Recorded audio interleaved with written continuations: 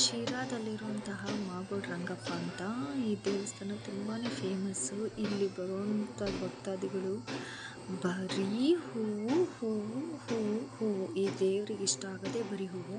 ಇಲ್ಲಿ ನೋಡಿ, ಇವರು ಇದ್ದಾರಲ್ಲ, ಇವ್ರ ತಾತ ಅವರು ಮೊದಲಿಂದನೂ ಅವ್ರ ತಾತ ಸನಾದಿ ಕಾಲದಿಂದನೂ ಅವ್ರ ಸೇವೆನೇ ಇದು.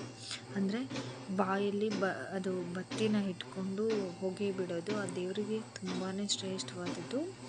ಸೊ ಹಾಗಾಗಿ ಅದನ್ನು ಮುಂದುವರಿಸತಕ್ಕಂತಹ ಕರ್ತವ್ಯನ ಇವರು ಹಾಗೇ ಮಾಡ್ಕೊಂಡು ಬಂದಿದ್ದಾರೆ ತುಂಬ ವರ್ಷಗಳಿಂದ. ಅದು ಹೇಗೆ ಊದಿ ಊದಿ ಊದಿ ನೋಡಿ, ಅದು ದೇವರ ಮೈ ಮೇಲೆ ಬಂದಿರೋರ ಥರ.